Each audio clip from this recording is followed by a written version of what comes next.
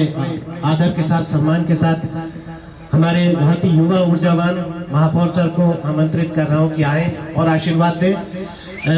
प्यारी बच्चियों, हमारे मेयर सर खुद में अपने आप में एक बहुत बड़ी सेलिब्रिटी हैं और उन्होंने शिक्षा के क्षेत्र में एक बहुत बड़ा काम किया है हमारे देश में, एक बहुत बड़ी यूनिवर्सिटी खोल करके, तो वो खुद हमारे लिए प्रेरणा के स्रोत है। आज राजा राम मोहन राय जी के 250वीं जयंती के अवसर पर इस कार्यक्रम में उपस्थित आदरणीय आयुक्त महोदय, आदरणीय जिलाधिकारी महोदय, यहाँ शिक्षा विभाग के सभी अधिकारीगण, स्कूल के सभी अध्यापक अध्यापिकाएं और यहाँ इस रैली में तैयार विभिन्न स्कूलों से आई हुई सभी छात्राएं, मेरे मीडिया बंधु। देखिए, अभी आपको राजा राम मोहन राय जी के बारे में तो सब विस्तार से बता ही दिया है कि वो सती प्रथा के लिए जाने गए और खास तौर से लड़कियों की एजुकेशन के लिए उनको जाना गया, उन्होंने बढ़ावा दिया। जबकि वो काफ़ी बड़े आदमी थे, लंदन में पढ़े, लेकिन फिर भी उन्होंने हिंदुस्तान में आके जो समस्याएं देखी और उसके बाद खास तौर से लड़कियों के लिए जो काम किया, और उसी की वजह है, मुझे तो लगता है कि वही वजह है कि आज हमारे यहाँ सशक्त महिलाएं, अगर देखा जाए तो बरेली में भी आयुक्त महोदया मैडम के रूप में, बरेली में भी सिरमौर के रूप में, अधिकारी के रूप में बैठी हैं। तो आपको प्रेरणा लेनी चाहिए। मैं देख रहा था कि जब उन्होंने कहा कि आप आईएएस बनना चाहते हो तो सबने हाथ खड़ा कर दिया। मुझे लग रहा था कि उन्हीं से आप प्रेरणा ले रहे हैं, आप वैसे ही बनना चाहती हैं, लेकिन उन्होंने जो बातें बताई हैं उसका भी ध्यान रखना पड़ेगा। आज अभी साइबर क्राइम की बात हो रही थी, सभी के पास मोबाइल होता है। आजकल किताब के लिए लड़े ना लड़े, पर माँ बाप से मोबाइल के लिए तो लड़ाई हो ही जाती है कि मोबाइल चाहिए, स्मार्टफोन, वो फोटो खींचने के भी काम आता है। लेकिन हम गलतियां क्या करते हैं कि हमारी जब दोस्ती हो जाती है तो हम भावनाओं में आकर फोटो खींच लेते हैं और ये सोचते हैं अपलोड थोड़ा की हमारे पास रखी हुई है। लेकिन कहीं ना कहीं कुछ लड़के या आपस में जो आपके दोस्त होते हैं वो उसको इधर से उधर ट्रांसफर कर देते हैं और उसके बाद आप डर की भावना में जीते हैं, अपना लक्ष्य भूल जाते हैं और लगता है कि शायद पता नहीं ये फोटो वायरल ना हो जाए। और कई बार हम अपना मोबाइल बहुत ज्यादा दोस्ती में समझते हुए लड़कों के हाथ में भी देते हैं। मैं आपको ये रिक्वेस्ट करना चाहता हूं कि अपना मोबाइल किसी के हाथ में ना दें। अगर आप 30 सेकंड के लिए भी अपना मोबाइल किसी को देंगे तो आपका सारा डाटा मोबाइल में, फोटो वीडियो सारी चीजें दूसरे जिस भी नंबर पर वो चाहेंगे उस पर पहुंच जाएंगी और आपको पता भी नहीं लगेगा। तो इसलिए कोई भी ऐसी चीज किसी के भी बहकावे में आके गलती से भी ना करें जो आपके जीवन में बाधा बन जाए, या आपके माँ बाप के लिए जो बहुत सोच के आपको पढ़ा रहे हैं। क्योंकि अभी भी बहुत सारे बच्चे ऐसे हैं जो पढ़ नहीं पा रहे, तो फिर भी उन माँ बाप ने जिन्होंने आपको पढ़ने के लिए भेजा है उनका भी सम्मान होना चाहिए। तो किसी के भी बहकावे में आके उनके सम्मान के साथ कोई खिलवाड़ ना हो, ये ध्यान रखिएगा। ये मैं खासतौर से जितनी छात्राएं हैं उनको बताना चाहता हूं। और कोशिश करिए कि जीवन में कामयाब हो। कोई लक्ष्य निर्धारित कर लीजिए, कोई भी लक्ष्य, जैसे अगर आपने कहा आईएएस बनना है या इंजीनियर, डॉक्टर, या जो भी आप बनना चाहते हैं जीवन में, आज ही उसको अपने कमरे की दीवार पर पेंटिंग में लिख दीजिए कि मैं ये बनना चाहता हूं। अगर लिख देंगे और रोज उसको देखेंगे तो निश्चित रूप से उसके करीब पहुंचेंगे। आपको मैं बताना चाहता हूं कि अगर आपने स्वामी विवेकानंद जी का नाम सुना है, कितने लोगों ने सुना है? हाथ खड़ी, स्वामी विवेकानंद जी लगभग सभी ने सुना होगा। स्वामी जी का नाम नरेंद्र था जब वो छोटे बच्चे थे। तो एक बार टीचर ने, जब वो क्लास 4th में थे, तो टीचर ने अपनी क्लास के बच्चों से पूछा कि आप लोग क्या बनना चाहते हैं? तो किसी ने कहा मैं इंजीनियर बनना चाहता हूं, किसी ने कहा मैं सिविल सर्विसेज में जाना चाहता हूं।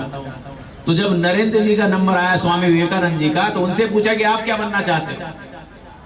तो उन्होंने कहा कि मैं तांगा जो घोड़ा गाड़ी होती है वो चलाने वाला बनना चाहता हूं। तो टीचर ने कहा इतना मेरा ब्रिलियंट स्टूडेंट, इतना मेरा पढ़ाकू स्टूडेंट जो टॉप आता है क्लास में और बचपन से ही आ रहा है, वो ऐसे कैसे बनना चाहता है। कलकत्ता में रहते थे, आज भी वहां घोड़ा गाड़ी चलती हुई दिख जाएगी आपको। तो उनके टीचर उस समय इतने सेंसिटिव थे कि उनके घर पहुंच गए, कुछ बच्चों को लेकर घर पहुंच गए, उनकी माताजी से मिले। ये पूछा कि ये पता नहीं किसके प्रभाव में आ गया है, इसे कोई घोड़ा गाड़ी वाला छोड़ने जाता है क्या। तो माताजी ने कहा क्या हो गया। बोले ये हमने पूछा क्या बनना चाहते हो, ये कह रहा है घोड़ा गाड़ी चलाने वाला बनना चाहता हूं, और बचपन में जो चीज दिमाग में बैठ जाती है फिर वही ग्रो करती है, इसलिए मैं आपके पास आया हूं। तो उनकी माताजी हंसने लगी, बोले और कोई बात तो नहीं है। बोले नहीं। बोले आइए मैं इसके कमरे में ले चलती हूं आपको। कमरे में ले गए तो वहां पर एक पोस्टर लगा था जिसमें अर्जुन रथ पर सवार थे और कृष्ण सारथी के रूप में घोड़ा गाड़ी को संभाले हुए थे। तो उन्होंने कहा मेरा बच्चा वो आम आदमी नहीं बनना चाहता है, आम घोड़ा गाड़ी वाला नहीं बनना चाहता है, वो जीवन में बनेगा तो ऐसा संदेश देने वाला बनना चाहता है। ये पोस्टर में 4th क्लास में लगा हुआ था, जब 4th में पढ़ते थे। तो ऐसा बनिए, अभी से तय कर लीजिए कि बनना क्या है और उसको लिख लीजिए। रोज देखिए, रोज अपने फोटो को खुद से बनाइए और लिखिए मैं ये बनना चाहता हूं, तो दुनिया की कोई ताकत नहीं है जो आपको बनने से रोक दे। तो आज के इस अवसर पर मैं सभी शिक्षा विभाग के अधिकारियों को और जितने यहाँ टीचर्स हैं, खासतौर से इस रैली में जो शामिल होने के लिए आए हैं, और सभी विद्यार्थियों को बहुत बहुत बधाई और शुभकामनाएं देता हूं कि आज आप खाली इस रैली में जाकर ये नहीं करेंगे कि हाँ हमने खाना पूर्ति कर दी, बल्कि आज अपने विषय में विचार करेंगे और आगे बढ़ने, अपने को आगे बढ़ाने के लिए आज तय कर निश्चित रूप से अपना गोल बनाकर उस पर आगे बढ़ने का प्रयास करेंगे। आप सभी को हार्दिक शुभकामनाएं, धन्यवाद, जय हिंद। बहुत जोरदार तालियां हो बच्चों। इस देश के महान समाज सुधारक, भारत में पुनर्जागरण काल के जन्मदाता राजा राम मोहन राय के 250वें जन्म जयंती वर्ष पर आज इस रैली के उद्घाटन के अवसर पर हमारे बीच उपस्थित माननीय महापौर साहब, आयुक्त महोदया, टीआई साहब, इस विद्यालय के सभी सम्मानित अध्यापकगण, अध्यापिकाएं एवं छात्राओं, आचार्य राजा राम मोहन राय का नाम इतिहास को जिसने थोड़ा भी पढ़ा होगा भारत के, तो जरूर जानता है, क्योंकि एक बहुत बड़े परिवार में, संपन्न परिवार में, उस समय के प्रतिष्ठित परिवार में उनका जन्म हुआ, किंतु समाज की कुरीतियों के प्रति वो अत्यंत संवेदनशील रहे।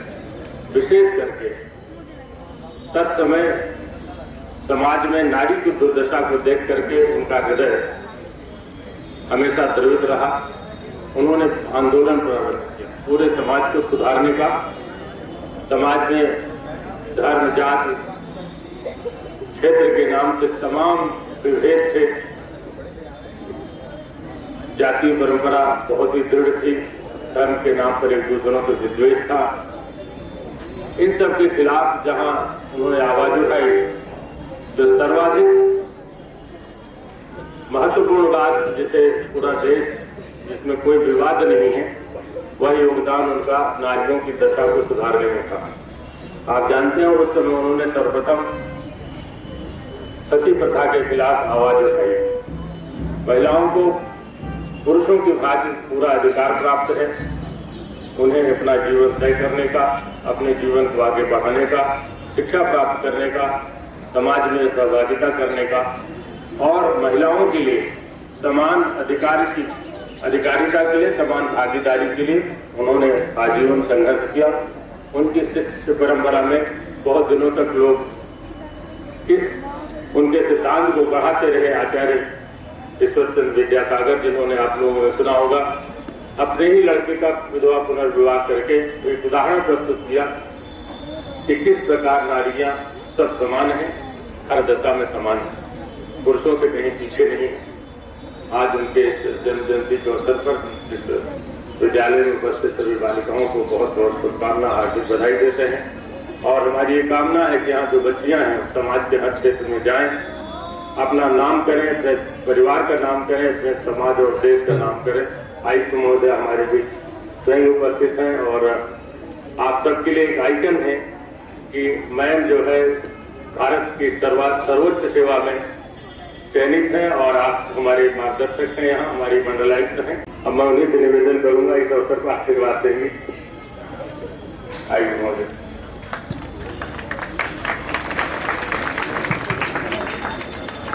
थैंक यू जिलाधिकारी जी, यहाँ पे उपस्थित महापौर जी, यहाँ पे उपस्थित हमारे उच्च शिक्षा माध्यमिक शिक्षा विभाग के सभी अधिकारीगण, GIC एंड GGIC के सभी टीचर्स एंड प्रोफेसर्स और सबसे प्यारे बच्चों।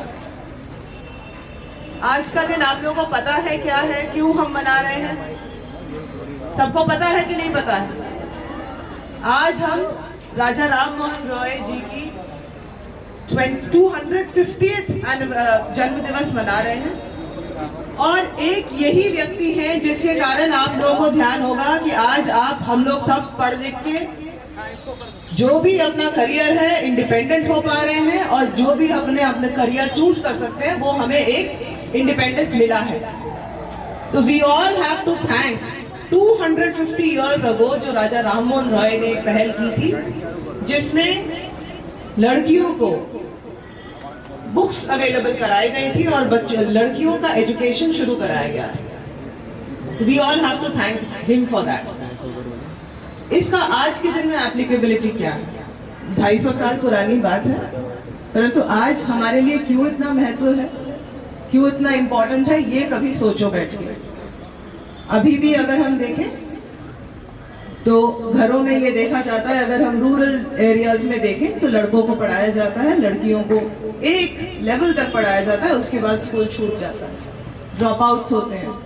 आप ही में से आप लोग फॉर्चुनेट बच्चे हैं जो एकदम ऊपर तक पढ़ेंगे, कॉलेज में जाएंगे, कॉलेज के बाद यूनिवर्सिटी में जाएंगे, ग्रेजुएट होंगे, उसके बाद पोस्ट ग्रेजुएट होंगे। परंतु क्या अभी भी सभी हमारी जितनी बहनें हैं, बच्चियां हैं, क्या इनको ये अपॉर्चुनिटी मिल रहा है? तो कई जगह देखने को मिलता है कि ड्रॉप आउट्स बढ़ती हैं और वो ड्रॉप आउट्स जो है, जितना हम हायर एजुकेशन में जाते हैं उतनी लड़कियों की ही ड्रॉप आउट्स बढ़ते हैं। इसको कैसे रोका जाए? क्या ये ज़रूरी नहीं है कि इंजीनियरिंग कॉलेजेस में, मेडिकल कॉलेजेस में जितने लड़के हों उतनी ही लड़कियां हों? क्या आप लोगों में से कोई डॉक्टर बनना चाहता है या नहीं? कौन बनना चाहता है? ज़रा हाथ खड़ा करो। बहुत कम लोग डॉक्टर्स बनना चाहते हैं। अच्छा, इंजीनियरिंग कौन बनना चाहता है बताओ? कोई नहीं करना चाहता। हाँ? अच्छा ये बताओ, IAS कौन बनना चाहता है? ओह, दैट्स अ गुड वन। तो देखो, जब ये सारे करियर्स हमारे सामने हैं, इनको चुनना और इनको इस अपॉर्चुनिटी को ग्रैब करने की जो जिम्मेदारी वो आप सब में है। ये ग्रैब करना पड़ता है। लाइफ हमेशा चांस देती है, अपॉर्चुनिटी देती है, लेना ना लेना हमारी रिस्पॉन्सिबिलिटी होती है। कई ऐसे होंगे जो भाई ये अपॉर्चुनिटी सबको मिली परंतु किसी ने नहीं लिया, कोई लपक के नहीं लिया, किसी ने ग्रैब नहीं किया। तो ये मेंटालिटी होनी चाहिए, ये एंथुसियाज्म यहाँ पे सभी बच्चों में होनी चाहिए कि जितनी हमें लाइफ अपॉर्चुनिटीज दे, चाहे वो मिडिल एजुकेशन का हो, इसके बाद कॉलेज एजुकेशन का, इसके बाद हायर एजुकेशन का, ये सब हम अपॉर्चुनिटीज एकदम खींच के ले, लड़ के ले, झगड़ के ले, तभी ये ड्राइव आएगा। सभी के मन में एक फायर होना चाहिए, एक आग होनी चाहिए कंपटीशन का, एक आग होनी चाहिए अचीव करने का। ऐसा अचीवमेंट होना चाहिए जो घर में किसी लड़के ने नहीं किया हो, किसी पुराने हमारे पूरे खानदान में नहीं किया हो। इस तरह का जब फायर होता है तभी हम आगे बढ़ते हैं। और ये फायर आपको देखा देखी आपके परिवार में, आपके भाइयों में, आपके बहनों में, सब में जाएगा। तो मेरा आप सब लोगों से अनुरोध है यहाँ पे कि ये रैली तो इट्स अ सिंबॉलिक, ये आज एक सिंबॉलिक रैली है, पर इस सिंबॉलिज्म को समझो, इस सिंबोलिज्म का मतलब ये है कि पूरा टाइम फोन पे मत लगे रहो, पूरा टाइम सोशल मीडिया में नहीं लगे रहो। सोशल मीडिया करने के लिए जब कुछ बन जाओगे, कोई करियर अचीव कर लोगे, किसी एक लेवल पे पहुंच जाओगे, उसके बाद बहुत टाइम है लाइफ में ये सब करने का, है कि नहीं? तो ये वाली जो आपकी क्रिटिकल पीरियड है, इट्स द मोस्ट। मैं अपने बच्चियों को भी ये कहती हूँ, मेरी भी 2 बेटियां हैं, एक 4th ईयर में है IIT बॉम्बे में इंजीनियरिंग कर रही है और एक 2nd ईयर में है सेंट स्टीफेंस कॉलेज में दिल्ली यूनिवर्सिटी। उनका भी यही था, क्लास 12, 11 में जाके पूरा टाइम किसमें जाता था? सोशल मीडिया में जाता था। और सोशल मीडिया और ये सारी चीजें एक ऐसा एक एडिक्शन हो जाता है, यू नो ना एडिक्शन क्या होता है? कई जगह ये शोध करके देखा गया है कि बच्चों में इतना ज्यादा एडिक्शन ऑफ सोशल मीडिया क्यों है? बिकॉज हमारे धीरे धीरे हमारी जो एक्टिविटीज हैं, जो बाहर की लाइफ है, वो कम होती जा रही है। हम आउटडोर्स नहीं करते, हमारी फ्रेंड सर्कल कम हो जाती है। हम किस तरह के फ्रेंड सर्कल में इकट्ठे हो जाते हैं? हम खाली हमारा जो एक इमेजिनरी वर्ल्ड है, एक पैरेलल वर्ल्ड है, हमारी मीडिया, सोशल मीडिया वाला वर्ल्ड है, हम उसी में फंस जाते हैं। हम फेसबुक में फंस जाते हैं, हम ट्विटर में फंस जाते हैं, हम इंस्टाग्राम में फंस जाते हैं। तो ये सारी चीजें जो है, दीज आर लाइक एडिक्शन।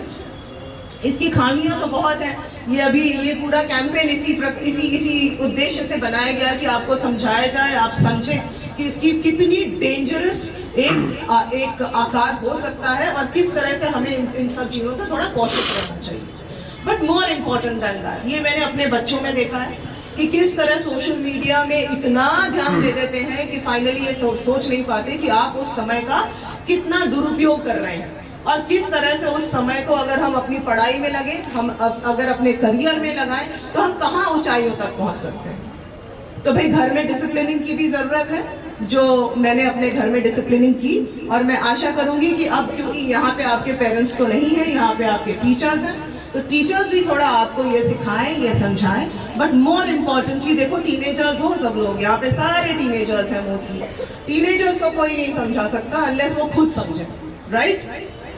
तो टीनेजर्स के लिए बहुत जरूरी है कि आप लोग इस चीज को खुद समझो। ये जो एक टाइम मिल रहा है, बोर्ड एग्जाम्स का टाइम, कॉलेज में एडमिशन का टाइम, उसके बाद एक करियर चुनने का टाइम, इस टाइम को अपने लिए यूज करो, किसी और के लिए यूज नहीं करना है। इस टाइम को अपने फ्यूचर, अपने करियर, अपने इंडिपेंडेंस, अपने आप को एक सॉलिड, मजबूत एक सिटीजन बनाने के लिए यूज करो, ताकि आगे आने वाले दिनों में जब आप एकदम फाइनेंशियली इंडिपेंडेंट हो जाए और करियर वाइज इंडिपेंडेंट हो जाए, then you have all the choices in the world. आप ट्रैवल करना चाहते हो, आप करियर बनाना, आप फैशन में जाना चाहते हो, आप ब्यूरोक्रेसी में जाना चाहते हो, then it is entirely up to you. तो आप लोगों से फिर से ये रिक्वेस्ट रहेगा और ये अपील रहेगा कि यहाँ पे जितने बच्चे आए हैं इस चीज को समझें पहले और अपने ही मन में घुसाएं, और अपने ये सब रिप्रेजेंटेशन ऑफ सम कॉलेज और दी अदर है, तो जब अपने कॉलेज में जाएं तो अपने फ्रेंड्स को भी इस चीज पे जरूर आग्रह करें कि social media come, media and communication come, because इसका टाइम बाद में आएगा, राइट? और अपने करियर और अपने एजुकेशन में जरूर फुल 120% देके फोकस करें। Thank you so much.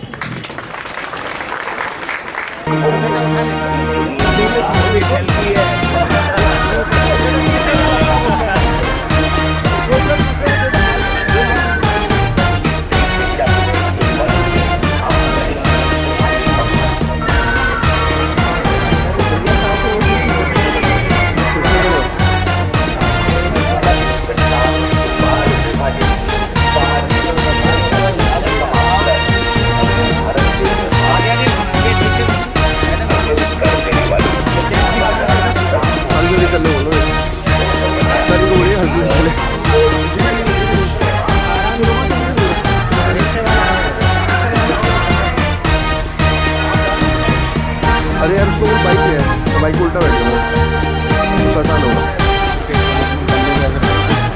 नहीं ऐसा रखो कभी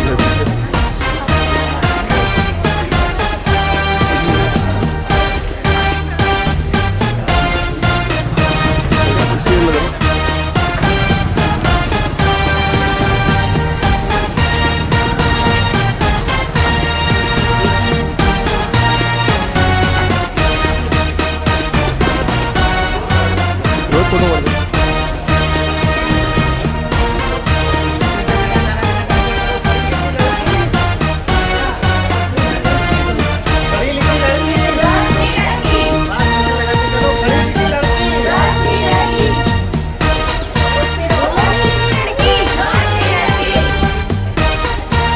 कैसे तुम्हारे इसको